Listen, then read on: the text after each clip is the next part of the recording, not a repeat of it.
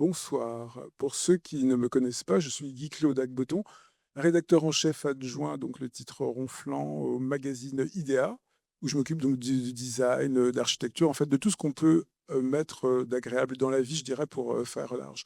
Donc nous sommes à la galerie d'Agoma Arti, donc je m'adresse également aux téléspectateurs d'Africa 24. Et donc, ici, à la galerie d'Agoma Arti, c'est Jean Servet-Saumian à ma droite, designer, qui nous reçoit pour Enracinement et Métaphore. Et c'est dans le sillage de cette exposition que nous avons trouvé intéressant de réunir le temps d'un échange, l'univers de Jean Servet et celui de la designer Nathalie Crasset, qui est à ma gauche. D'ailleurs, designer, designereuse, doit-on dire. Et d'ailleurs, on va en parler parce que c'est quelque chose qui m'intéresse beaucoup. Le propos de cette discussion, ce serait un peu de rapprocher deux biotopes. Je parle de biotope parce que quand on dit biotope, on pense à quelqu'un qui vit, qui crée, qui respire, qui produit dans un environnement dans lequel il trouve des ressources qu'il utilise, avec lequel il crée, et qui finalement font un effet positif, négatif par rapport à un public. Donc en fait, c'est la suite de tout ça que je voudrais évoquer avec eux, sachant qu'ils sont différents, mais qu'il y a peut-être des terrains où ils seront semblables ou peut-être dans un feeling un peu de friction.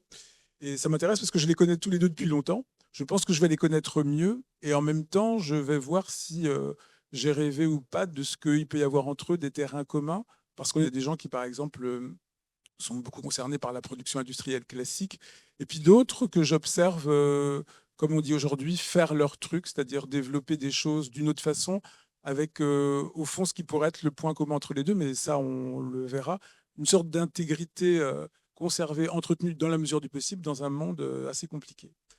Donc le thème général, on dirait, pour donner un titre un peu qui se tient, de dire géographie du design, ses récits, ses matières, ses usages. Alors, je vais tout de suite commencer par un côté un peu rétro. Je me souviens d'une phrase de Nathalie Crasset il y a très longtemps qui parlait du fait de ne pas avoir les codes. C'est-à-dire un designer qui parlait de son évolution dans un milieu parisien un peu centré, ou en tout cas en France, on fonctionne comme ça.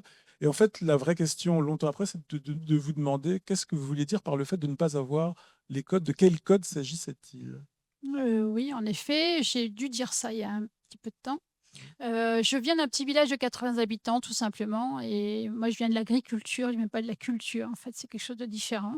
Donc il a fallu d'abord que je me sente légitime pour embrasser ce métier. C'est pas simple et voilà et je pense que ce que je fais aujourd'hui est concrètement la conséquence de ça. C'est-à-dire que comme je ne connaissais pas cette culture, je voulais l'acquérir. Ça m'a donné aussi une force de travail, une volonté, de connaître, que je continue à donc une force de ouais, d'aller de l'avant, de faire des choses, de toujours me remettre en cause et ça, c'est important de plus en plus. Enfin, et ça m'a donné une espèce de dynamique et en même temps, j'ai pu construire ma propre approche parce que j'étais pas dans une lignée. Alors, on pourrait peut-être parler de ça parce que je trouve que c'est même pas vrai. Moi, j'ai fait une expo sur la trame ancestrale parce que ça m'intéresse beaucoup comme sujet. Et c'est pas parce que je suis designer et que mon père est agriculteur qu'il y a pas de lien, en fait, entre les 2. On pourra peut-être en parler un peu plus loin. Mais tout ça, c'est pour dire que voilà, je suis en quelque sorte, ce qu'on peut dénominer un transfuge. C'est très, très culturel. C'est très, très à la mode en ce moment, mais quand je suis arrivée à l'école, j'ai bien vu qu'il y avait une différence dans la façon d'approcher les choses. Certains avaient déjà des corpus qui étaient déjà construits. Moi, j'avais tout à construire, mais c'était bien. J'étais boulimique. J'avais envie justement de rattraper le retard et ça m'a donné cette curiosité, cette envie oui, de tout connaître, de tout et aussi l'envie d'être à Paris. Ça, il faut le dire. Moi, c'était mon rêve de venir à Paris, d'en démordre avec Paris parce qu'aujourd'hui, je pense qu'il y a beaucoup de créateurs qui ont plus envie de ça et ça me questionne parce que je trouve que voilà, mais la créativité, c'est aussi déporté, hein, et c'est bien dans le rural. Il y a beaucoup de créativité dans le rural aujourd'hui mais à l'époque, voilà, il y avait pas de choix en fait. L'école que j'ai faite, l'ENSI, il y avait pas d'école de design autre que l'école que j'ai faite.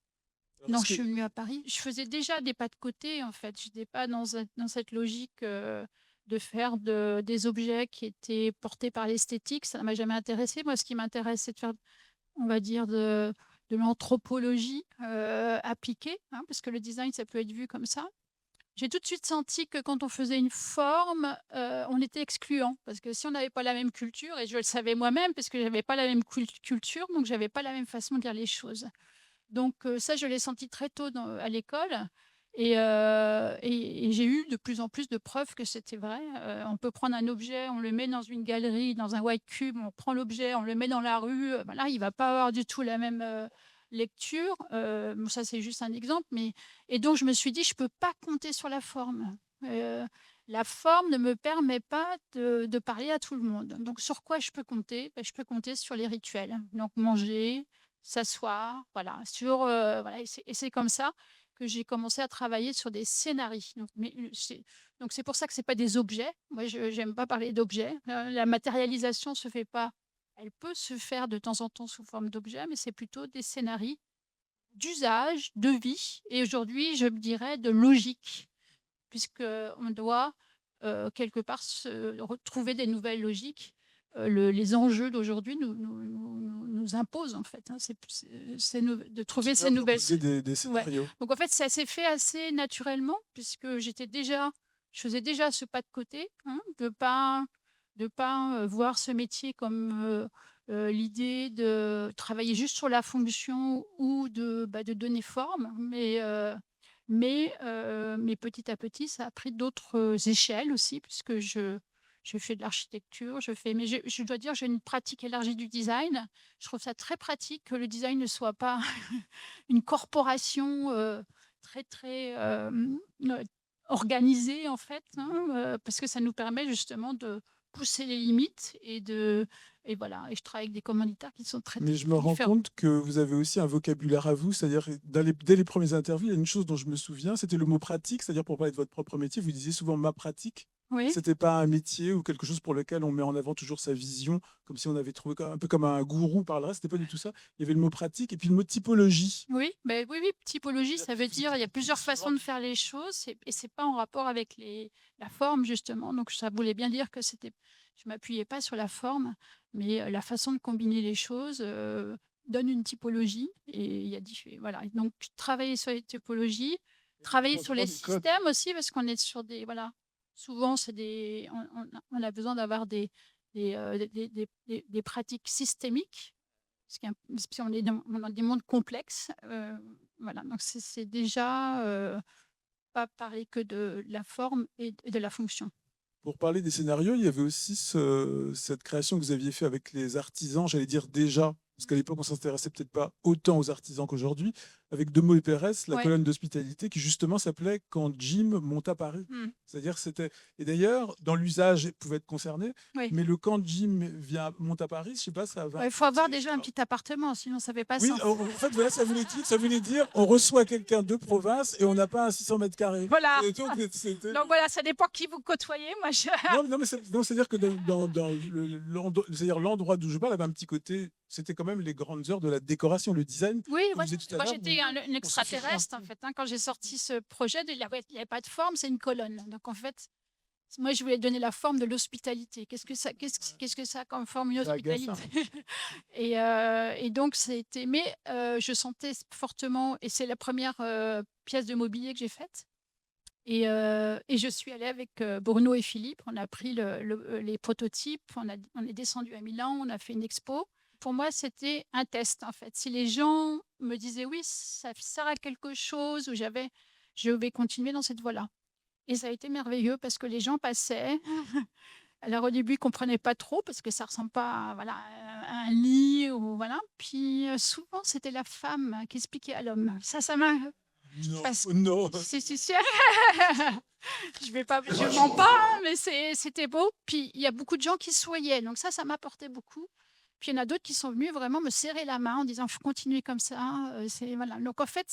Forte de cette présentation, je me suis dit, je vais tirer ce fil. Alors, c'est-à-dire qu'on a tous des profils différents et à un moment donné, ce besoin d'avoir un couchage supplémentaire chez soi, est incarné par cette colonne d'hospitalité qu'a priori, on peut avoir de la distance avec le produit, mais le besoin, il existe réellement. On n'a pas forcément la place pour accueillir quelqu'un chez soi, il faut pouvoir le recevoir vraiment. Il y a même une lampe. Il y a une qui lampe a- et un petit réveil matin. Ouais.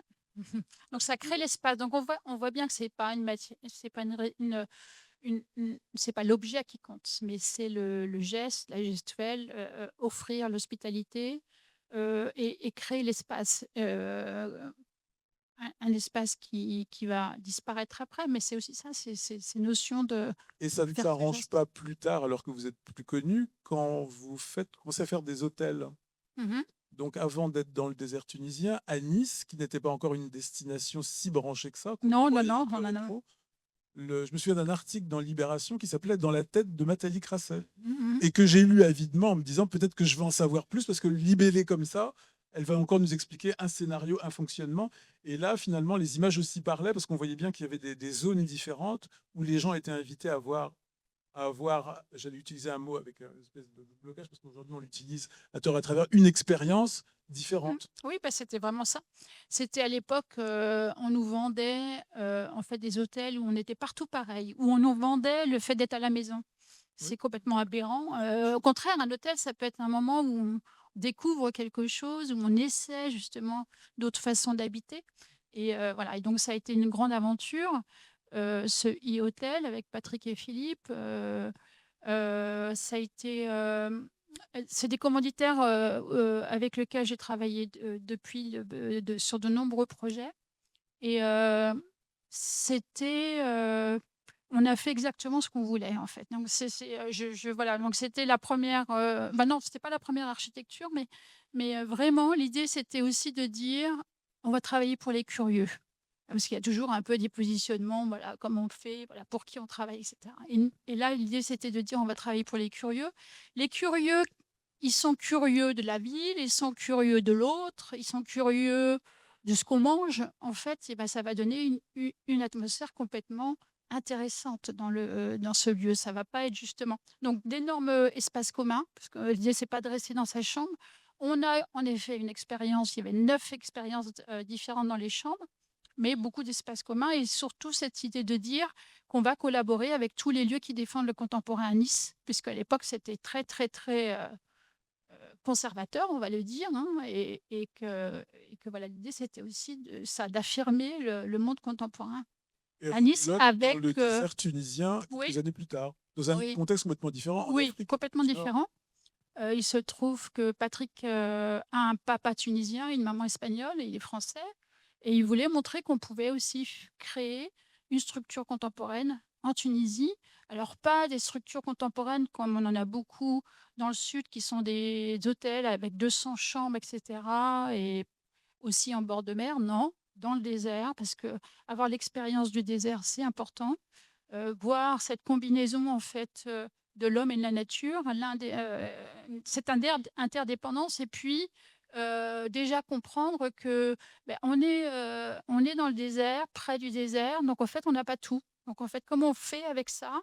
Et surtout, je peux donner juste un exemple, il y a aussi du palmier là-bas, et il y a 2 essences de bois, donc il n'y a pas il y a pas beaucoup de choix.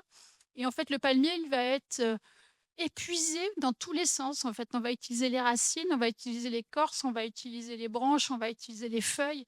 Tout sert. Et en fait, ça, pour moi, c'était vraiment un exemple en fait de la façon dont on doit quelque part interagir avec la nature. C'est-à-dire, C'était un alors que petit nous, peu on en prend un avance. petit bout et puis le reste, on le jette, on ne sait pas trop ce qu'on en C'était un fait. peu en avance avec un discours qu'on a aujourd'hui un peu plus présent sur le, même si Oui, tout le monde ne fait pas, sur l'utilisation des ressources ambiantes, oui, locales. oui, c'était aussi une façon pour nous et pour lui aussi, parce qu'il a vécu en Tunisie, mais il voulait se rapprocher aussi de sa culture, de travailler avec des Tunisiens, de travailler avec des menuisiers, de travailler avec, voilà, de rentrer un peu plus en détail dans la culture. Et c'était beau. C'était un très beau projet. J'en suis encore un peu émue, ouais. Alors, je pensais aussi à une chose qui est valable encore aujourd'hui, c'est-à-dire que vous ne craignez pas de faire des projets qui finalement peuvent passer pour utopiques. Alors, utopique, c'est pas un mot péjoratif, mais Non, pour un designer dont on ça le attend devient en une fait. ouverture, C'est bizarre, hein, ça le devient. Parler d'utopie aujourd'hui, ça devient presque plus quelque chose qui soit souhaitable. En À fait, défendre, en tout cas. oui. Et non, non, mais en fait, là encore, c'est un fonctionnement complètement différent. C'est plutôt une retraite et c'est plutôt l'idée aussi de sortir du lieu, hein. C'est pas d'y rester. C'est bien sûr là encore, il y a des espaces communs qui sont énormes. Et puis, il y a une espèce de mélange qui n'est pas entre le contemporain et la culture tunisienne. Moi, je ne suis pas tunisienne, donc je ne revendique pas le fait de... Voilà, mais c'est mon regard, en fait, hein, sur ce que j'ai vu. J'ai pris certains éléments, je les ai intégrés.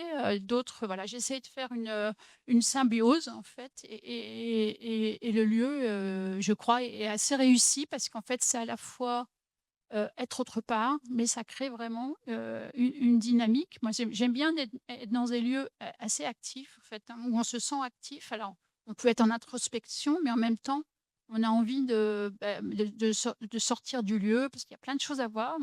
Il y a les oasis de désert, il y a les oasis de montagne, pardon, il y a plein de choses tout autour. Il y a les décors de Star Wars qui sont un peu malmenés, mais en fait, voilà, il y a plein de choses à voir autour. Et puis, il y a l'idée aussi de se poser. On ne va pas faire 2 jours là, puis repartir, parce que ça, c'était un peu nos façons de consommer, hein. Voilà, il y a plein de... Voilà, c'est un peu réduit, mais en fait, c'est ça.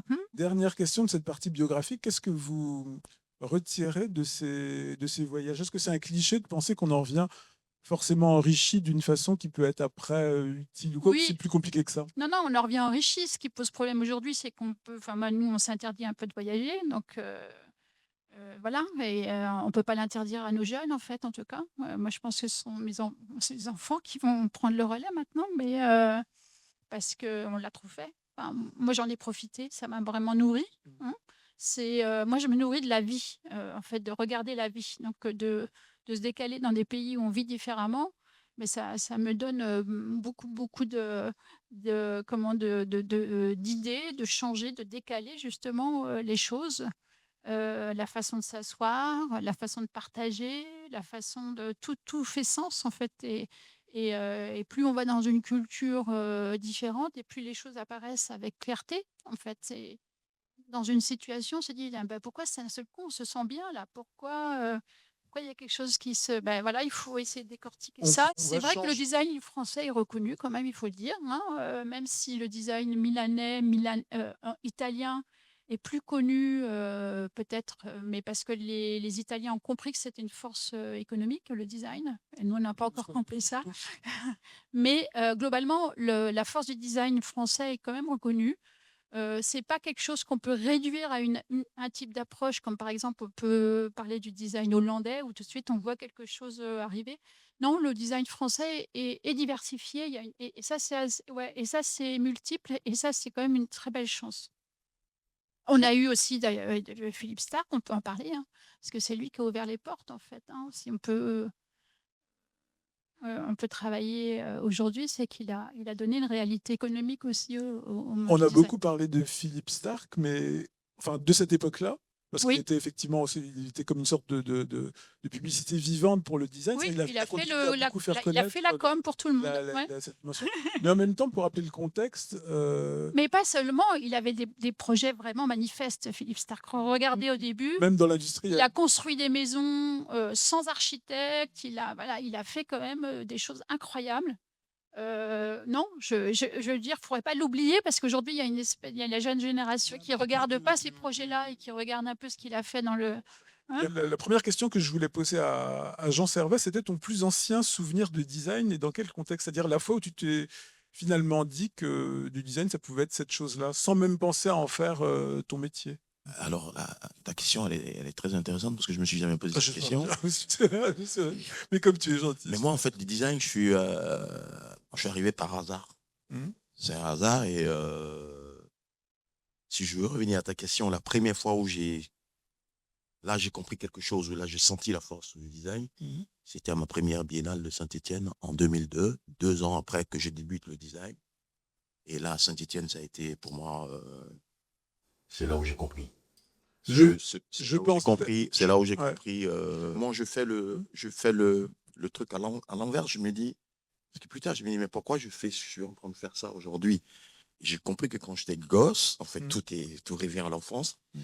Tout, le début de ce que tu expliquais, parce que moi, je viens aussi d'un village en Côte d'Ivoire. Moi, je suis pas né à la capitale, à Abidjan. Moi, je suis un villageois, comme on nous appelait à l'époque. Donc, moi, tout jeune, nous, on ne nous achetait pas des jouets. On fabriquait nos jouets nous-mêmes. Mm. Et donc, ça, c'est vraiment des choses plus tard. Mais c'est vraiment fabriquer nos jouets nous-mêmes. On passait C'est tout notre plus temps. tard qu'on pense qu'effectivement qu'on faisait un travail artisanal ou fait Mais main, moi, etc. j'ai passé, Mais quand on le faisait, on se posait pas la j'ai question. passé toute mon enfance.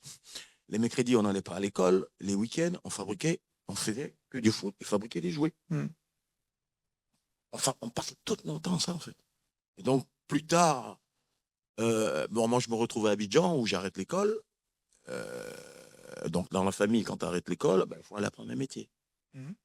Et le métier qu'on avait dans la famille, c'était l'ébénisterie. Et donc, j'ai pas le choix. J'ai appris le métier d'ébénisterie sans plaisir. Ah, non. C'était pas ce que tu voulais faire. J'allais juste pour que les parents, tout le monde soit OK, le mec, il apprend le métier. Mm. Mais j'ai pas de plaisir. Mais par contre, j'ai pas le choix, il fallait que j'apprenne ce métier-là. Et donc, j'ai appris ce métier à contre-cœur. Première année, parce que j'ai poncé le bois pendant une année. Mm. Pendant 1 an, je ponçais le bois. Comme une chose Le mec, il se lève le matin, lui, il va poncer le bois de 8h jusqu'à midi. On fait la pause. Je reviens encore, je ponce le bois pendant une année. Donc, j'ai détesté tout le monde dans l'atelier, mais je n'avais pas le choix. Et en fait, c'est à partir de la 2e année où je me suis dit, bon, écoute, maintenant, tu es là. Donc là, bon, voilà, on commence à m'éduquer, à m'apprendre le métier. J'ai mon CAP d'ébénisterie. Mais déclic ou pas? Ou c'est toujours quelque chose de... Non, c'est toujours quelque chose que je dois faire. Mmh. Non, c'est pas ce que j'ai envie de faire. Moi, je voulais être militaire. Donc, voilà, voilà. Mais c'est beaucoup plus créatif. Ouais, c'est beaucoup plus créatif. Je voulais. Et donc, j'ai fini l'ébénisterie. Et là, il y a quelque chose qui me manque. Et je décide d'aller apprendre l'artisanat. Parce que quand j'apprenais, j'étais à l'école d'ébénisterie, je trouvais qu'il y avait trop de techniques. C'est-à-dire, il y a trop de règles, trop de techniques. Il faut le bois, il faut le couper comme ça, toutes les machines. Bon, donc j'apprends. Et quand je finis, je me dis, mais c'est encore occidental, ce truc. Dans ma tête, je dis, c'est encore occidental. Moi, je veux savoir faire ce que le gars du village, là, il a son bois et il taille. Donc, je pars à la sculpture. Donc, déjà, dans la famille, ils ne comprennent pas. Tu sors des plus grands centres de métiers du bois en Côte d'Ivoire. C'était le plus grand, d'ailleurs, qui formait tous les ébénistes d'Afrique de l'Ouest. Mais qui ne formaient pas des arts, qui n'étaient pas ouverts à des pratiques créatives. Ah non, pas du tout. Eh ben, moi, j'ai appris le métier en fabriquant des copies de meubles, Louis, Bergère, tout ça. C'est ce qu'on fait. Ah oui, donc c'était même avec des modèles plutôt occidentaux. Mais c'était que ça. C'était des copies. Bon, c'était En France aussi, on apprend comme ça. Ah ben voilà, c'était des copies. Mais voilà, plus tard, j'ai compris l'importance de m'avoir formé d'ailleurs sur ces copies-là, parce que voilà, tu t'aperçois qu'il y a différents métiers pour faire un seul fauteuil. Il y a différents corps de métier. Il y a le tapissier, il y a celui qui va faire le tonneau, la carcasse, il y a celui qui va faire le montage, il y a le sculpteur qui va venir dessus. Et donc ça c'est au fur et à mesure que je découvre ça. Et moi, quand je sors de l'école de bénisserie, bon, je suis content parce que j'ai mon diplôme, j'ai mon CAP, mais je vais apprendre l'artisanat local parce que je ne sais pas, mais ça en suit.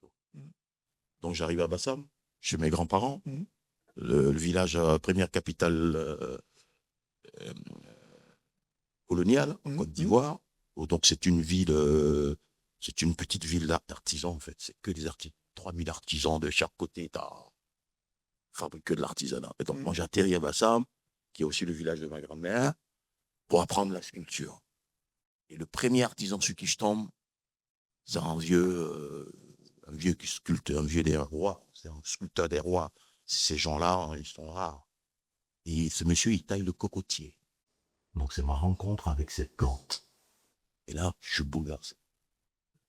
Je suis complètement bouleversé. Qu'on taille le cocotier. Plante qui...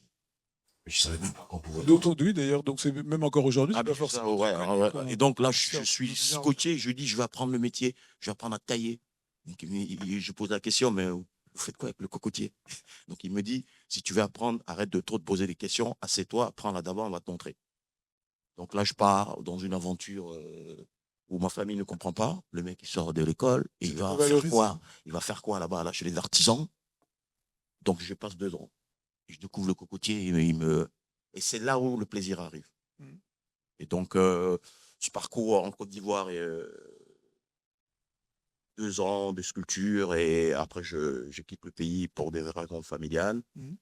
J'atterris à Paris et on me dit que le métier que je pratique est un métier noble. Là, je suis mort de rire. On me demande, qu'est-ce que vous faites? Ah oui, c'était pas du tout valorisant. Ah, mais qu'est-ce que vous Par faites en hasard, Afrique? C'est pas valorisant. On se moquait de nous, le menuisier. comme un Oh, petit métier voilà. Donc qui vraiment, n'aime j'ai atterri à personne. Paris. Moi, j'ai traîné dans les ateliers du Faubourg Saint-Antoine. Hein, voilà. Mais Donc, en France, ça n'a pas non plus toujours été forcément. On ah, n'en mais moi, parlait pas autant en tout aujourd'hui. cas, c'est quand Mais en tout cas, il y j'arrive avait une ici. différence. Moi, Ouais. personnellement, c'est quand j'arrive ici qu'on me dit c'est un métier noble. Je dis, mais il me raconte quoi, le gars? Et oui, et blablabla. Donc, c'est comme ça que je bosse un peu dans les ateliers du Faubourg. Et puis ben, je retourne en Et- Côte d'Ivoire dans les années 96-97. Avec des amis, on décide de monter un club de jazz. Donc, on a un espace. Et là, comment on va décorer dedans? J'ai dit, non, c'est moi qui vais faire ça. Ah bon? Oui, les gars, c'est moi qui vais faire, il n'y a pas de problème. Et donc, je m'éclate, je fais un piano. C'est mon premier délire. Et on monte ce bar. Et c'est perçu comme, dans votre tête, c'est perçu comme quelque chose de créatif ou c'était juste parce que. Ah non, mais là, je vais m'éclater. On a notre bar, donc je vais quand même faire un peu ce que je sais faire, quoi. Mhm. On va pas payer quelqu'un pour venir nous faire la déco, quoi. Tu vois. Ça, oui, aussi, la Donc, ça, maîtrise des c'est un challenge. Parce que, et donc, des circonstances aussi. voilà, donc, on monte ce projet-là de bar et commence à fonctionner à Abidjan. Bon, je reviens à Paris. Avec des amis à Montreuil, on a un squat. Mhm. Donc, je commence à fabriquer des meubles. Je commence comme ça à faire des petites choses. Donc, voilà, entre mes va-et-vient. Et puis, il arrive ce qui arrive en Côte d'Ivoire, le coup d'État en 99. Le pays s'arrête, tout s'arrête. Tout ça. Donc, encore, tu arrives à Paris. Et là, j'ai une très bonne amie qui est toujours là, qui m'a ouvert d'ailleurs, parce que c'est les rencontres aussi. Mhm. Moi, quand j'arrive de Côte d'Ivoire, je ne sais pas qui est Charlotte Perriand, qui est le Corbusier, qui est ceci, qui est cela. Je ne connais pas le villageois qui arrive à Paris. Je ne connais pas. Donc, Et à quel moment tu commences à faire des choses on peut dire créatives ou que tu recommences à faire des choses qui nous amènent vers mais le après la moment où Biennale, on t'a connu comme designer? après la Biennale de Saint-Étienne, il y a eu 2002. 2002. Ah ben c'était même enfin c'était pas la première, mais enfin Non, c'était pas la première, c'était pas la la première, mais deux ou c'était- troisième, parce que c'était en 98. Mhm. Donc 2002, Saint-Étienne, et là je découvre le monde. Waouh, 1000 exposants. C'est institution, c'est designer indépendant, c'est école. Moi j'arrive en plus, comment j'arrive à Saint-Étienne, c'est tellement chaotique. J'arrive, j'installe mes pièces. Qu'est-ce que c'était? Et ah ben là j'ai dessiné parce que moi c'est aussi des histoires que je raconte dans mon meuble. J'ai décidé de continuer à écrire l'histoire des ustensiles qu'on utilise en Afrique, qu'on n'a jamais repensé depuis que ceux qui avaient pensé. Pendant Autant longtemps, il s'est designer fait de la même façon. Ouais. Donc moi, je reviens avec une commode en mortier. C'est là où j'amène des pièces de cocotier. Ils ne connaissaient pas ça. Moi, le lendemain de cette biennale, le jour de l'ouverture, le lendemain, je suis à la une du journal de Saint-Étienne. Et Cette moi, en année, face de moi, j'ai il y Philippe avait Sarr, d'ailleurs un grand j'ai défilé Philippe de mode Sarr, africain. j'ai Ouais. tous les grands. Moi, je suis comme ça, émerveillé, comme un papillon. Je ne dormais pas. En fait, mais je tournais, Comme un ice cream. mais quand même, mais vraiment, j'étais heureux d'être là. C'est 3000 personnes. C'est un truc de fou, Saint-Étienne. Tu prends le truc, quoi. Et là, waouh, tu dis combien. Et moi, le lendemain, je suis la une, quoi, du journal de Saint-Étienne. Cheikh Diallo qui m'appelle, petit frère, c'est toi qui es la une. J'ai dit, ouh, quoi. Et j'arrive, en fait, les gens sont fascinés du cocotier. Bah, justement, c'était la Et là, question. Comment c'était reçu? Dans quel était le regard qu'on avait sur ah non, ce le truc? regard, c'était nouveau. Ils ne connaissaient pas cette matière. Ils ne connaissaient pas, c'est quoi? C'est de la poterie. C'est de la poterie, c'est quoi? Et là, je fais, waouh, ah ouais, d'accord. C'est là où je comprends que j'ai un matériau qui a vraiment beaucoup, beaucoup de sens. J'ai un matériau, aujourd'hui on parle de sustainable, nous on le fait déjà depuis combien de temps? Et pourquoi je travaille? Pourquoi j'ai continué avec le cocotier? Parce que j'ai compris que c'est une plante, tous les 5-6 ans, il y a un cocotier qui sort. Un arbre, il faut attendre 30 ans, 40 ans. Donc j'ai compris que le vieux, il était avant-gardiste. Et en Côte d'Ivoire, je peux dire que personne n'utilisait le coco pour faire des meubles. C'est depuis que j'ai commencé à montrer le travail. Non, les gens utilisent même le coco pour faire la charpenterie, pour faire les choses. Vous savez ce qu'ils faisaient? Le cocotier, on le découpait, parce que pour moi, c'est de la plante magique que Dieu a donnée. Tout à l'heure, tu parlais de palmier, les racines, l'écorce. On en fait des brosses à balai, les palmes, on en fait de la vannerie, on en fait des toits de maison, les noix de coco, on en fait quoi? Le jus, on le boit, la menthe dedans, produits cosmétiques, de l'huile de coco, la cabosse, on en fait quoi? Du charbon, parce que ça se consume très lentement. Et la plante même de cocotier, le bois que je travaille, mais ils sont heureux, ils les découpent comme ça, pour faire du fagot, du feu. Parce qu'avec ça, là, tu peux brûler ta cheminée pour quand même une bonne semaine. Il n'y a pas de problème, parce que lui, en fait, il ne devient pas de la cendre comme ça. Voilà. Et donc, c'est vraiment. Après Saint-Étienne, vous êtes Donc, après retourné en Saint-Étienne, Côte là, tu te d'Ivoire. dis, bon, maintenant, mon gars, Vous êtes retourné en Côte d'Ivoire. ben, je retourne en Côte d'Ivoire. Là, tu te dis, là, c'est le cœur qui descend dans le ventre, quoi. Tu vois? Mais est-ce que des fois, quand Ah non, mais a un succès à l'extérieur et qu'on revient dans son Ah propre non, mais pays, ça là, arrive à plein de gens, c'est même est-ce incognito. que À l'époque, on ne parle même pas de design en Afrique. C'est ça aussi. c'était encore trop tôt? Cette époque, c'est encore trop tôt. Mhm, C'est 2002. On ne parle même pas de design en Afrique. mhm. Même ici, quand je commence ma première expo, on me dit de l'arty. Et qu'est-ce qu'ils ont dit? Ah, les trucs de touristes. Donc ça m'a un peu vexé. Les trucs de touristes. Donc j'ai dit à la dame, non, non, non, non, non, non. C'est pas les trucs de touristes. Il faut bien regarder ce qu'on a fait parce que j'ai réfléchi avant de faire ça. Je ne dis pas que le truc du tourisme, je ne réfléchis pas, mais ce n'est pas les trucs du tourisme. Et donc, à partir de ce moment-là, tu dis, bon, tu as vu ce que tu as vu. Donc, si tu dois continuer ce métier, il faut que tu prévois tous les moyens. Et si tu l'aimes, sinon, bascule à autre chose parce que c'est pas possible. C'est le Parce que moment. je me disais, moi, je flippais déjà. Je pars de Saint-Étienne. C'est juste je pars de Saint-Étienne. J'étais venu faire une biennale, je repars avec plein d'argent parce que tout est vendu. J'avais même des commandes et je flippais de prendre des commandes parce que je ne savais pas comment j'allais, est-ce que l'atelier allait produire. Et ça a été, ça me ramène encore au maître ébéniste qui nous avait appris, qui nous a formés, qui a dit toujours, ça ne sert à rien d'aller chercher des clients si vous ne savez pas comment vous allez produire, si vous ne savez pas, si vous ne maîtrisez pas votre production, c'est pas la peine d'aller démarcher les clients. Ça, c'est quelque chose qui jusqu'à aujourd'hui, ça me tape encore dans la tête. Donc, au début, je flippais parce que de ne pas pouvoir répondre à cette commande, comment on me paye. Et d'où tu te dis, bon, là, maintenant, mon gars, tu es venu à Saint-Étienne, tu voulais faire la biennale, on t'a donné maintenant la perche, à toi de te démerder. Et donc, ben, tu rentres dans ce truc de va-et-vient, à monter l'atelier en Côte d'Ivoire, parce qu'à Montreuil, on ne peut pas mettre cocotier. Donc, on va faire des va-et-vient, bosser, acheter du bois, monter l'atelier, commencer. Alors, l'atelier à Grand Bassam a été fondé à ce moment-là, à ce retour-là? Alors, ou encore après? Non, l'atelier a été fondé un peu plus tard, parce que vu que je retourne, je n'avais pas encore les moyens, donc on travaillait les cocotiers là où on coupe le cocotier, c'est là où on va travailler. Dans la brousse, voilà. Et donc, voilà, ça est suivi de va-et-vient, de beaucoup de galères, de beaucoup de galères. Les débuts ont été très, très difficiles parce que beaucoup de galères. Tu rentres dans un métier que tu dois comprendre, que tu dois connaître, que tu dois comprendre, surtout de comprendre. Et comment tout se joue. Parce que nous, contrairement à ici, en Afrique, un designer, il va se débrouiller pour créer lui-même. Hein, parce qu'il n'y a pas un éditeur qui va venir te proposer un projet pour créer quoi. Il n'y en a pas. Et justement, est-ce que vous travailliez seul ou alors il y avait déjà Mais moi, j'avais compris, après que si je devais évoluer, il fallait que je commençais à monter une équipe d'artisans. Parce qu'il y en a certains même avec qui je travaille. Aujourd'hui, même le vieux qui m'a formé, je travaille avec ses petits-enfants. Parce que travailler le cocotier, tout le monde n'est pas capable de le faire. Donc, le cocotier, c'est vraiment un point. Ceux qui travaillent le cocotier. Après, je travaille différents matériaux. Mais après, ce que j'ai compris, il fallait que j'ai une équipe. Il fallait que je monte une équipe, des collaborateurs. Il fallait que je sois dans leur tête. Il fallait qu'eux aussi soient dans leur tête. C'est là où mon histoire a commencé à switcher. Parce que je me suis dit, si je dois produire, il faut que j'ai une équipe.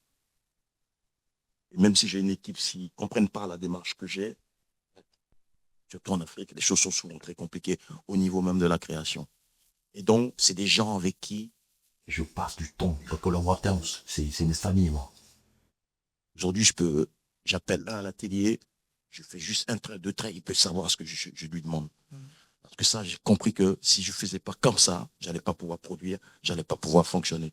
Parce qu'à un moment, il faut se donner les moyens de ce qu'on peut produire, de comment on produit. Donc, il faut, parce que moi, je cherche ma liberté. C'est-à-dire de produire quand j'ai envie de produire. Que ce soit la nuit ou le jour, moi, je me lève dans mon atelier, je peux avoir une idée, je peux commencer demain, ça part de l'autre côté. Après, je ne voulais pas Je ne veux pas être bloqué. Donc, à partir de ce moment-là, ben, on est obligé de monter des ateliers. Tout en 2018, je crée le studio à Grand Bassam. Donc, l'atelier, la maison à vivre, tout. Et on commence. Est-ce qu'on peut dire que c'est une sorte de communauté? C'est-à-dire, est-ce que tu travailles régulièrement avec les mêmes personnes? Ah même oui, si c'est c'est pour... 15 ans. 15 ans. D'accord.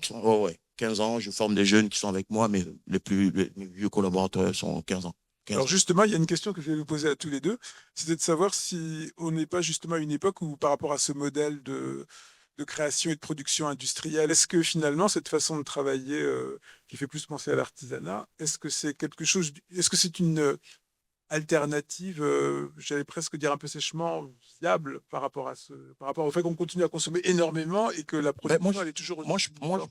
je pense que les deux existeront. Tout existera. Le design industriel a le droit d'exister. Il doit exister. Et puis, il y a des gens, moi, ma façon de produire, quand je commençais même à produire, je ne me suis même pas posé la question. Parce que je produis selon ma pratique de formation. Quand je suis sculpteur, je suis ébéniste. Moi, je fais aucune école de design. Ce que je crée, si je le vois dans ma tête, je prends un crayon et j'essaie de recopier l'image qui est dans ma tête. En fait, tout ce que je crée, je l'ai déjà en visuel. J'ai cette mémoire visuelle qui m'aide quelque part. C'est une image mentale, en fait. L'image mentale, par exemple. Quand tu crées, tu as une image mentale dans un Exactement. premier temps, puis après, tu la Voilà. mets à Voilà. c'est ça. Voilà. Moi, c'est vraiment, c'est autant que je m'inspire de ce qui va m'inspirer et tout, mais avant de créer une pièce, j'ai déjà la grosse partie en visuel, quoi. Parce que c'est dans le visuel que je rectifie tout. C'est pour ça que des fois, je crée, on n'a pas besoin de croquis. Parce que dès que j'ai la pièce devant moi, je sais ce qu'on doit faire. Parce que j'ai déjà le visuel. C'est vraiment, mais ça, c'est bon. Je sais pas, ça arrive comme ça, c'est au fur et à mesure. Hein. Donc, j'ai passé. Ça fait partie de l'acte de création. En fait. Voilà. Moi, j'ai passé mon temps à dessiner. Aujourd'hui, je t'avoue que je dessine pas beaucoup. C'est vraiment, ça vient. Et puis, bah, après, quand on a des projets qui sont bien définis, on peut partir sur différents projets avec des. Voilà. Alors, une question que je voulais vous poser à tous les deux, c'était finalement aujourd'hui, comment vous êtes reçu ou perçu en tant que designer? Je pose la question, c'est-à-dire est-ce que contrairement à la surface médiatique, peut-être éventuellement, je sais pas, sociale, des choses comme ça, est-ce que le designer a encore à se justifier? Et puis en deuxième question, designereuse, qu'est-ce que ça veut dire? Alors, mais déjà, par rapport au design, moi, je pense qu'il y a le design mineur dont je fais partie, enfin, j'espère faire partie, qui en fait est dans les marges et tricote quelque chose. Voilà. Cette idée de faire le pas de côté, je l'ai toujours fait, donc voilà, c'est pas nouveau. Et puis il y a le design majeur qui est surtout fait aussi par des grandes agences, parce qu'on oublie de parler de tout ça. Hein, c'est pas souvent des designers indépendants et qui font le travail de faire tourner le capitalisme, on va dire. Hein, voilà. Donc en fait. Mais on a l'impression que vous avez migré vers autre chose, alors que vous étiez la débutante parfaite, quelque part. Moi, je me suis vraiment posé beaucoup de questions et puis ouais, en tout cas, je me suis remise en question et puis je me suis rappelé mon projet de diplôme qui s'appelait la trilogie domestique. Et la trilogie domestique, c'était par exemple une lampe. Je l'appelais diffuseur de lumière parce que c'était pas une lampe. Pour moi, c'est pas important que ça soit une lampe, mais ça diffuse la lumière. Diffuseur de lumière, d'image et de mémoire, parce que c'était un petit cube qui était suspendu comme ça. Et en fait, elle réagissait avec l'ambiance dans la salle. En fait, s'il y avait beaucoup plus de bruit, etc., et avec une toute petite lumière de bougie presque, parce que la bougie, elle réagit avec l'air. Donc, j'avais voulu ce système-là. Et quand je voulais la lumière, je mettais une diapositive à l'intérieur de ce cube et ça projetait une image. Donc, diffuseur d'image, diffuseur de lumière, d'image et de mémoire. Et pour mon diplôme, j'avais pris l'image de mon grand-père, en fait, qui était projetée dans là. Tout ça pour dire que j'avais fait 3 objets comme ça, parce que je sais pas pourquoi, mais en fait, c'était la façon de m'affirmer en tant que designer. Et aujourd'hui, quand on lit en fait un philosophe comme Arnäs, qui est en fait un philosophe norvégien et qui parle de l'écologie profonde, il nous parle de ça. Il nous parle des 3 qualités que doit avoir un objet pour que le vécu soit dense. Et en fait, je me suis dit, c'est quand même bizarre, c'est exactement ce que j'ai fait. La qualité primaire, c'est ce qu'on voit, c'est la forme, la couleur, etc. La qualité secondaire, on va être en capacité d'appeler des sentiments. Et la la troisième qualité, c'est des sentiments encore plus complexes, tels que la nostalgie, ou voilà. Et c'est comme ça qu'il définit le fait que, en s'entourant de structures, d'objets avec ces qualités, on a un vécu moins superficiel et plus profond. Et c'est ce qui me fait dire qu'on peut s'entourer d'objets comme ça et que notre attirance pour la consommation, parce que c'est pas vrai qu'on va y arriver à la retirer complètement, on pourrait la diriger vers autre chose, vers l'idée de, de, de prendre des objets qui vont nous relier justement avec un territoire, avec un écosystème, avec des gens qui sont là dans un lieu spécifique et que moi j'ai un jean Tufri, là c'est un jean qui est fait dans les Cévennes. Quand je mets le jean le matin, je sais qu'il l'a fabriqué, je sais, voilà, mais peut-être que cet attachement qu'on a aux choses, elle peut être redirigée et nous permettre justement comme ça de choisir ces multi-ancrages et qui fait qu'on va tout simplement peut-être moins s'attacher à plein de choses différentes, mais plus, puisqu'on va être, notre attachement, il va être là, il va être bien plus profond. Donc, on ne sera pas dans un attachement superficiel comme aujourd'hui. Voilà. En fait, donc, moi, je crois essentiellement à ça. Donc, le design pourrait aussi servir à ça. Hein. Ça serait déjà énorme, puisque c'est l'enjeu, en fait. Hein. C'est l'enjeu qui... et c'est peut-être même déjà trop tard, je dois dire. Non, mais j'ai l'impression. Le recyclage ou l'utilisation des ressources, qui aujourd'hui est vu comme une chose pour laquelle il faut le choisir, il faut le faire parce que c'est urgent, etc. Donc on a une espèce d'injonction de le faire et qui est justifiée. On n'a pas besoin de faire un dessin aux gens. Mais en même temps, dans certains contextes, c'était forcément, par exemple, le fait de réparer des objets cassés. Il y a des endroits où par nécessité on le fait, alors que dans d'autres endroits on le fait par esprit plus vertueux. Moi, en fait, il y a aussi la notion de territoire dont tu parlais tout à l'heure. Moi, je dis souvent que euh, euh, la pratique du design, ce que nous pratiquons le design en Afrique, on fait avec ce qu'on a. On fait avec ce qu'on a autour de nous, dans notre environnement. Moi, je regarde beaucoup mon environnement. Je suis quelqu'un en fait, je m'aperçois que les gens ne regardent même plus les plantes. Les gens ne regardent même plus les arbres. Moi, quand je suis à Abidjan ou dans les grandes capitales en Afrique, les gens, ils sont plus autour d'eux. Ils ont oublié de regarder. Ils regardent loin. Alors qu'on a tout. Tout est là. Tout est dans notre territoire. Tout est dans notre communauté. Donc, à partir de ce moment-là, moi, quand je vais détourner un objet, parce que je vais prendre le temps d'observer et de me dire que cet objet-là, je vais peut-être lui donner une autre fonction. Donc, c'est pour ça que le mot récup, moi, j'aime pas trop, parce que moi, c'est donner une autre fonction. Je pense que quand je pars à créer des petits tabourets, les bassines tabourées, on me dit, ah putain, fallait avoir l'idée. J'ai dit, mais prenez le temps de regarder autour de vous. Cet ustensile, la bassine, elle est dans toutes les familles africaines. Il y en a même 3, 4 dans chaque famille. Parce qu'on va laver le linge, il y en a qui vont porter pour aller vendre au marché. Et donc, moi, je vais détourner ces bassines pour en faire des tabourets. C'est un objet contenant. Aujourd'hui, n'est plus une bassine. Aujourd'hui, est un tabouret. Et en plus, voilà, je ne l'ai pas créé comme ça parce que moi, je ne crée pas pour créer. Si c'est pour créer, ça ne m'intéresse pas. Je pars d'une histoire, je vais raconter quelque chose, je vais dire quelque chose. Moi, je suis un écrivain. Ma façon d'écrire, c'est ça. Mon écriture, c'est ça. C'est ça mon écriture. Moi, je sais pas, je ne veux pas écrire. Mon bouquin, c'est ça. Donc, j'invite les gens à s'asseoir sur ces tabourets parce que j'avais besoin qu'on ait une discussion. Parce que qui porte ces tabourets sur la tête en Afrique? C'est les femmes. Il n'y a que elles qui portent des bébés au dos. Il n'y a que elles. Les mecs, ils ne portent jamais. Donc, moi, c'était inviter un peu tout le monde à s'asseoir pour avoir une réflexion commune. Est-ce qu'elles vont toujours continuer à porter ces seaux au XXIe siècle pour aller vendre, pour aller chercher de l'eau au marigot, parce qu'on sait les souffrances qu'elles ont à partir d'un certain âge. Donc, moi, c'était vraiment ça. Donc, vraiment, chaque pièce que je vais récupérer, c'est-à-dire chaque objet africain comme la pirogue, j'ai mis énormément. Moi, je viens de la mer. Je viens de la mer. De faire une sorte de méridienne, en plus qui est oui, mais j'en fais ce que je à l'ordi occidental. Parce que j'ai eu tellement de temps d'observer ces pirogues, parce que déjà, une pirogue, c'est un objet magnifique. Quand tu la vois sur la lagune, c'est une sculpture qui flotte. Waouh!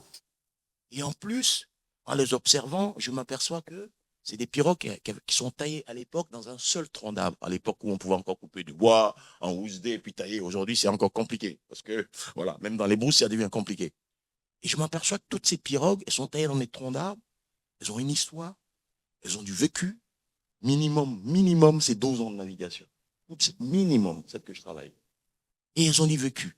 Et à force de les observer, je m'apercevais qu'elles pourrissaient. Je suis au bord là. Le vieux, il vient, il pose la pirogue, il n'en a plus besoin, il ne veut plus aller à la pêche. Les enfants ne veulent plus aller à la pêche. Et la pirogue, elle pourrissait. À force de les voir pourrir, je me suis dit non, c'est pas possible. Et là, tac, il y a quelque chose qui se déclenche. Ça m'a mis 1 année et demie à regarder, observer, à discuter, à comprendre, avant de créer cette première pièce qui part de la pirogue.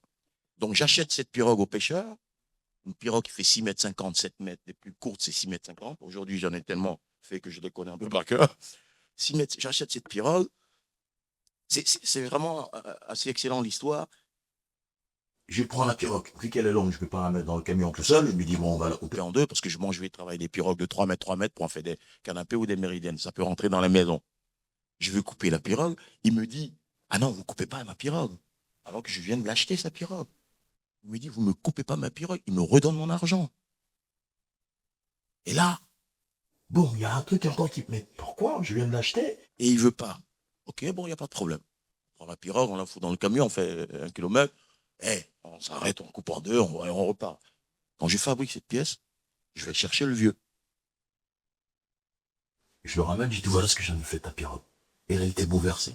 Il avait des larmes aux yeux. Je dis, je ne veux plus voir vos pirogues pourrir.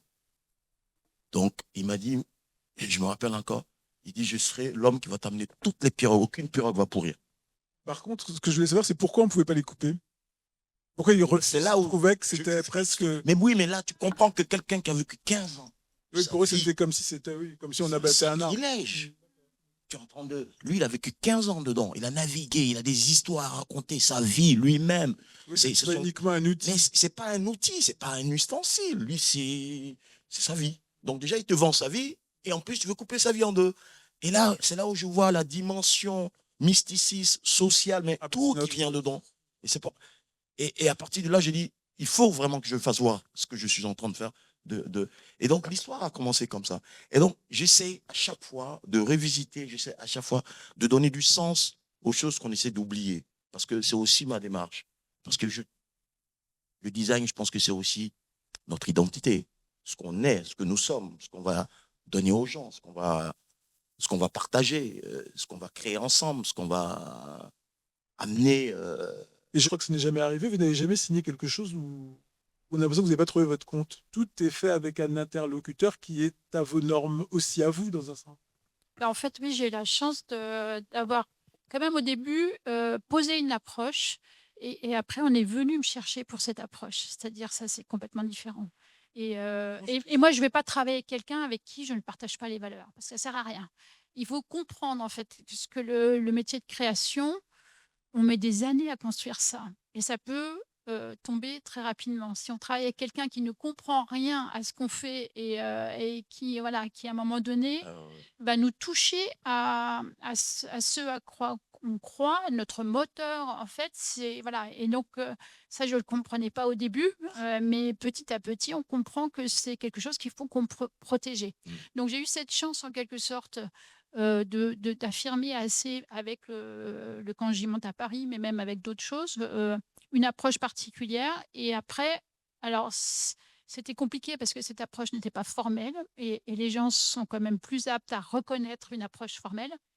Mais les gens sont venus me chercher pour ce savoir-faire-là. Et donc, c'est beaucoup plus simple parce qu'il y a déjà une sélection naturelle. J'explique aussi que je reçois chez moi. On a un tout petit studio, mais je n'ai jamais voulu. Voilà. Et je suis très contente d'exercer ce métier comme ça. C'est peut-être l'artisanat du design. Quand on parlait de pirogue, il y avait un moment de notre conversation où on pensait sur le thème de l'imaginaire et le déplacement. Dans le cas de la pirogue, en fait, je voulais parler de ces objets ou de ces créations qu'on fait. Et quand quand on voit finalement le projet achevé, on le connote de plein de choses, on y voit des significations, on le trouve chargé, etc.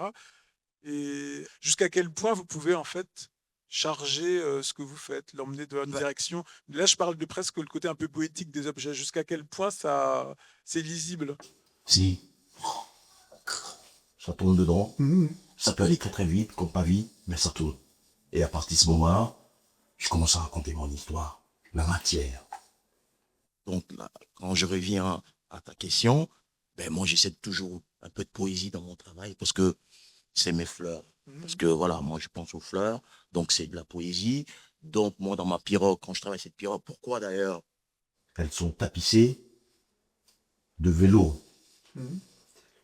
Bah, moi je suis des deux cultures. Donc quelque part, c'est moi, j'ai ma pirogue en Afrique, le vélo, ils vont pas d'Afrique. Hein. Le venu, c'est occidental. Il est capitonné, le capitonnage, il vient pas d'Afrique. Donc c'est les deux cultures que je croise. C'est mes deux, ce que je suis. Parce que quand je suis arrivé ici, j'étais mineur. À peine j'avais 18 ans, 19 ans. J'ai sorti cette pirogue de son histoire première, pas pour qu'elle reste dans son histoire. Moi, je vais l'amener dans le monde dans lequel je suis, dans ce que je suis. Donc, comment est-ce que cette pirogue, je vais la tapisser quand elle arrive au moment de la tapisserie? Comment est-ce que... Ça, c'est une question majeure. C'est aussi une Je vais façon pas de mettre lui faire n'importe... dire des choses, Mais oui, mais je pas vais vous pas... de les souligner. Mais c'est voilà, c'est mon livre que j'ai écrit. Je vais pas mettre n'importe quoi dessus. Si je devais encore mettre un tissu africain dessus, moi, je veux mettre un tissu occidental, quelque chose qui vient, qui vont le croisement de ces deux cultures, le croisement de ces deux univers. Et c'est ça qui va m'amener. C'est pour ça que une fois que la pièce elle est créée, je peux t'avouer, même moi-même, je fais ah. Et moi-même, je fais ah. Alors, à partir de ce moment-là, je sais qu'il n'y a pas de problème. Ce que je voulais, il est là. Parce que c'est comme ça. Il faut que l'émotion soit ressentie Mais en fait, c'est par comme ça. l'auteur. Déjà, il y a plus de Voilà. chance que quelqu'un aussi Voilà, c'est comme ça que je la veux. ressente C'est quelque comme ça chose. qu'elle doit être. Parce que si je ressens, quelqu'un ressentira. Si je ressens rien, je ne pourrai pas défendre ma pièce. Et si je ne la défends pas, c'est pas possible. Je vais réfléchir une pièce. Je vais penser jusqu'au moment où on va la construire. Il y a des mois qui sont passés. Oui, c'est Je ne vais toujours pas faire n'importe mouvement. quoi. Je ne vais pas griller mon temps pour faire n'importe quoi. J'ai eu un projet à Milan il y a 2 ans avec la fondation Michelangelo et la fondation Cologni. Ces deux gars qui ont deux fondations, ils se sont mis ensemble, ils ont compris un truc. J'ai dit, mais pourquoi vous faites ça? Il me dit, quand on parle de design, c'est toujours les industriels, les grandes marques, les industriels. Il dit, en Italie, on a des maîtres artisans qui sont là, qui pratiquent un design qui est... Et nous, ce qu'on veut, c'est que les designers du monde viennent travailler avec ces artisans italiens pour montrer aussi autre chose qui n'est pas industrielle. C'est vrai qu'il y a des artisans dans les usines, donc Et ça a été... Non, c'est pas dans les usines, non. C'est très très particulier en Italie. Il y a les entreprises et il y a toujours eu un réseau d'artisans que les Italiens ont préservé. Ce qui veut dire que nous, on n'a pas su faire ça en France. D'accord. Et c'est pour Alors, ça que le textile a pas décliné comme en France. Il y a eu, parce qu'en fait, il faut comprendre la structure italienne, c'est une structure familiale. Hein. C'est des entreprises familiales ou des entreprises qui étaient... en tout cas, ils ont une importance dans le territoire. Ils ont un écosystème, ces entreprises-là. Et pendant le Covid, c'est pas l'État qui a aidé les petits, justement. C'est ces entreprises-là. Elles sont solidaires. Elles appartiennent à la même filière, au même réseau. Elles sont solidaires. Elles savent que si elles n'ont plus de bons prototypistes, elles ne pourront pas développer le projet. Donc, en fait, et c'est ce qui est assez beau, c'est qu'en fait, on peut parler vraiment de qualification d'objets avec la moindre personne. On n'est pas obligé. Ouais, ils ont cette capacité. Parce qu'en fait, il y a cette transmission. Mais oui. En France, on va considérer souvent que l'artisan, il est plus un sous-traitant. Donc, on va lui dire, tu fais ça. Mais il n'y a pas cette... non, il n'y a pas cette liberté qu'on donne, cette relation. Et c'est ça qui m'a fait comprendre qu'il y avait quand même une grande différence dans la façon d'appréhender le travail manuel en France et en Italie, et surtout ce réseau, comment ils se tiennent les coudes. Ah ben oui, ils se tiennent. Voilà. Le réseau, il est vraiment... Parce que moi, j'ai visité, comment ça tient, et ça tient vraiment. Je vais vous poser une question toute simple. Est-ce que vous êtes optimiste? Voilà, design heureux, ça voudrait dire je suis optimiste. En fait, je pense qu'on se doit, en plus d'être optimiste, de trouver des moyens d'avancer, de changer de pratique, ça c'est évident. Je montre une exposition à Firminy en ce moment qui s'appelle les pieds d'argile. Donc, je veux bien montrer qu'on est conscient que on est très fragile. Et après, il y a 3 directions. Nous réparons le commun. Nous réparons le terrain du commun, nous réhabitons le terrain et nous préparons le terrain, en fait. Donc, c'est une façon de passer. Voilà, on ne peut plus rester dans cet état de sidération. Je pense qu'il faut, à un moment donné, trouver des moyens d'agir, réfléchir ensemble, etc. Donc, le commun est important, on le sait. Ce n'est pas un commun où on va être tout le monde ensemble. On sait que ça ne marche pas, hein, mais il faut le faire à petite communauté, c'est déjà énorme.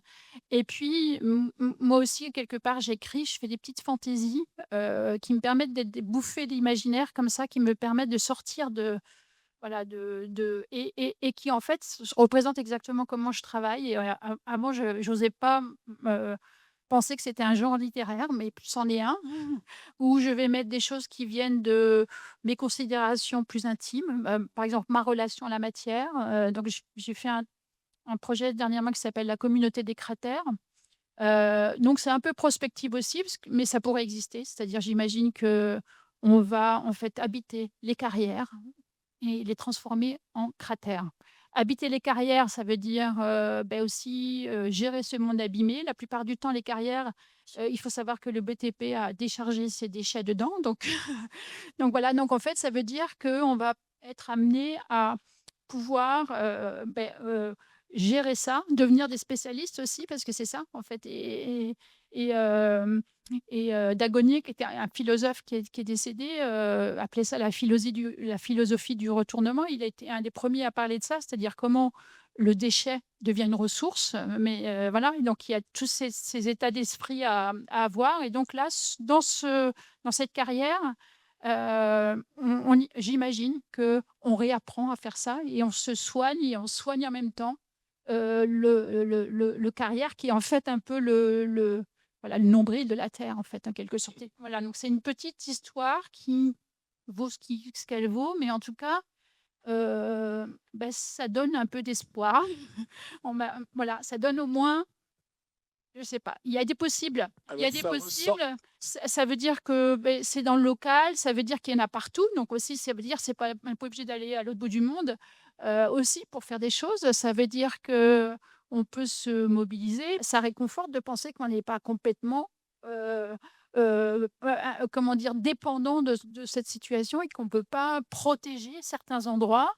Il y a des endroits qui ont été complètement sacrifiés. Moi, je viens d'un village qui a été complètement sacrifié. Alors, ce n'est pas un village, mais c'est un endroit qui est complètement industrialisé. C'est plus de la campagne, en fait. Voilà. Oui, les endroits, effectivement, la campagne a disparu. Voilà, Parce que dans une maison qui était avant à la remembré, campagne. ça a été, voilà, moi, c'est pour ça que dans cette petite fantaisie, je parle je suis née dans la craie. Qu'est-ce que ça veut dire d'être née dans la craie? Ça a beaucoup de conséquences. Et ma maison était en craie.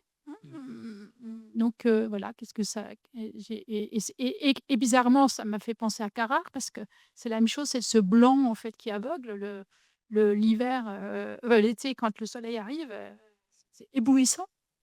Donc c'est un peu pareil dans la carrière. Il faut retrouver un rapport à la terre, en fait. Il faut être en eau. Voilà, non, mais c'est ça, mais c'est la vérité. mais il faut travailler sur ça, c'est-à-dire, et moi je peux pas être en dissonance avec l'endroit d'où je viens. Hein, il faut voilà, je peux pas. Je veux dire, je suis originaire d'un endroit. Il faut que j'arrive à trouver voilà, j'arrive à trouver des choses, des histoires, des liens. Alors, j'ai un grand-père qui a été meunier, donc voilà, je travaille là-dessus. Qu'est-ce que ça veut dire? Donc j'ai fait une expo qui s'appelle « Nous avons oublié le pain en chemin ».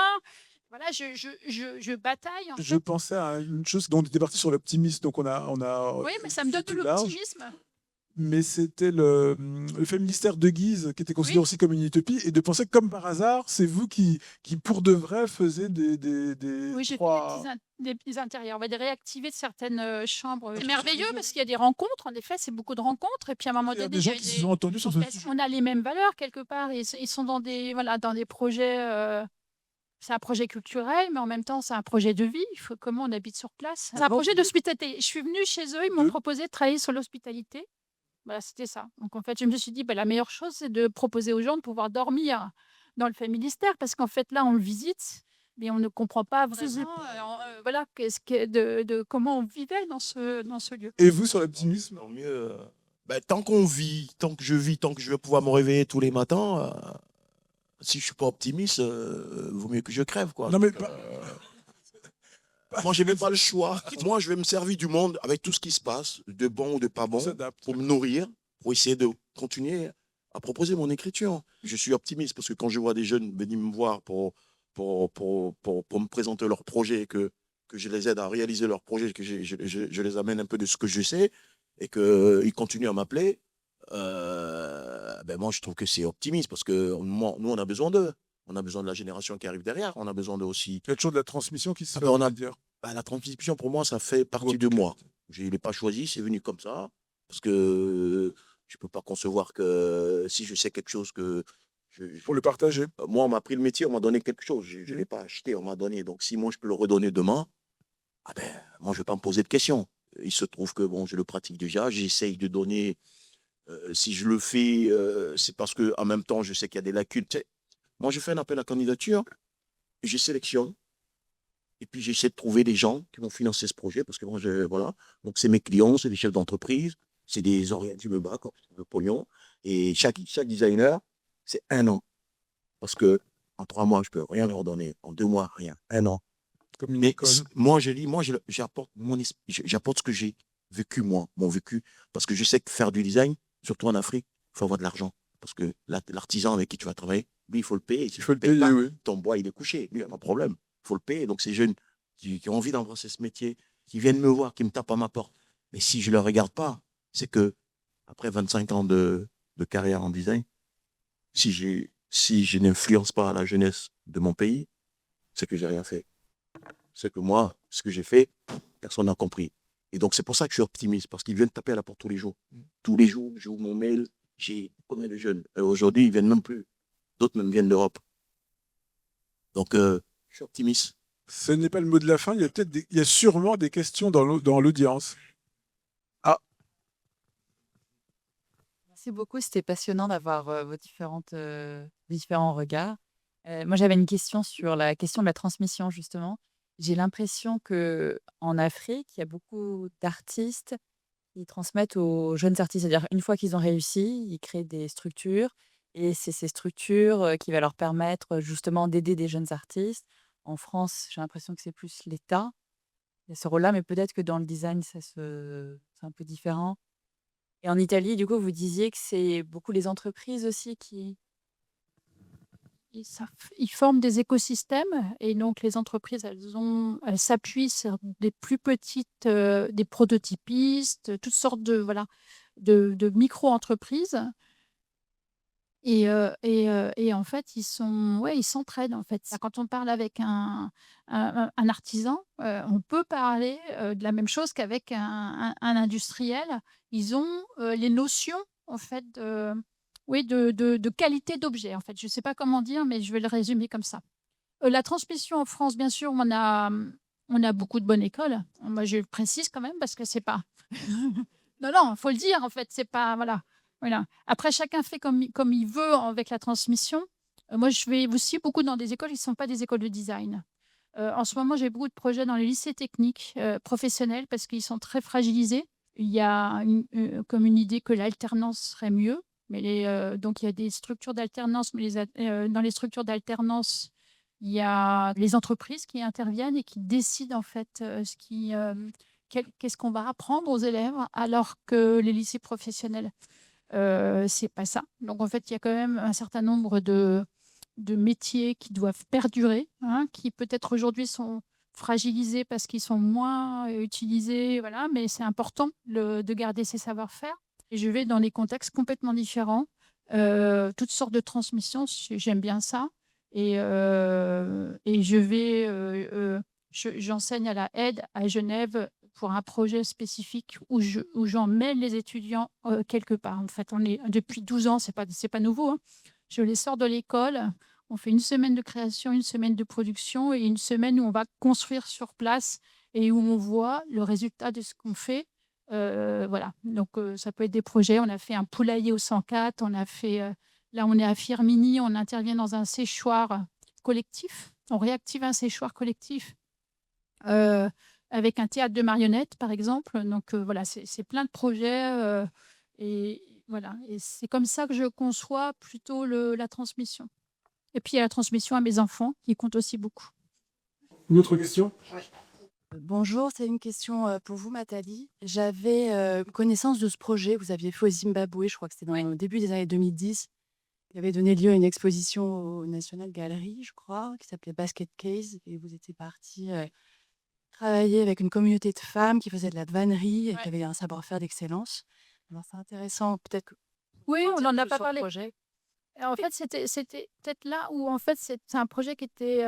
C'est là où j'ai compris à quoi servait le design, en fait. Parce que je suis arrivée dans une communauté.